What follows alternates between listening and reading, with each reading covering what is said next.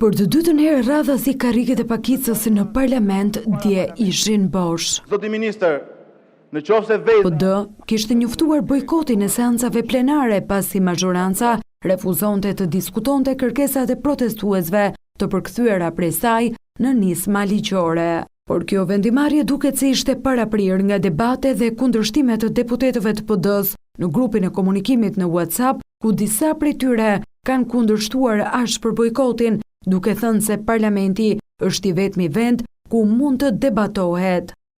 Mos pjesëmarrja na heq ne të vetmen platformë publike që kemi për debat. E kemi provuar shumë herë mos shkuarjen dhe i dim pasojat. Ne duhet të përdorim çdo hapësirë që kemi për përballje. Ndërsa Bujar Leskaj kritikën e tij në grup e zgjeroi më tej në rrjetet sociale, ku tha se bojkoti ishte një gabim politik dhe institucional.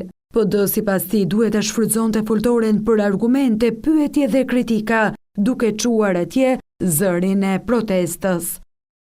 Do të mbështesnim në kuvend protestën e madhe qytetare që është në ditën e 45 të saj sot. Si opozitar në kuvend kemi detyrim të përfaqësojmë kërkesat dhe pakënaqësitë e qytetarëve në protestë. Kërkesat e tyre të drejta për abrogimin e 4 ligjeve të qepura me dorë të sektit Rama janë edhe kërkesat tona.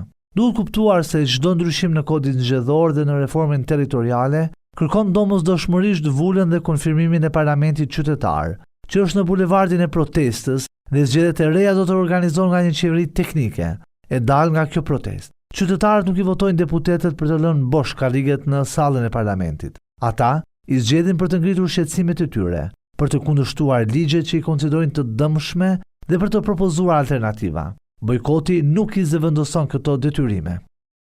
Reportëve ka mësuar se kritika ka patur jo vetëm nga radhët e demokratëve, bojkoti është kundërshtuar edhe nga deputetja e Partisë së Lirisë, Erisa Xhixho, e cila gjithashtu i kërkon PD-s më shumë koordinim me grupet e tjera të opozitës për vendimarrje të tilla. Por këtë çështje reagoi sot edhe ish deputeti Ervin Saliani, sipas tij bojkoti bëhet për të fshehur pazarin e radhës me majorancën për kodin zgjedhor dhe reformën territoriale. Grupi PD nuk pati zyrtarisht asnjë reagim mbi kritikat, por disa orë pas publikimit të këtyre mesazheve, njoftoi se ka kallëzuar në SPAK Edi Ramon për disa vepra penale që lidhen me librin The Albanian Files.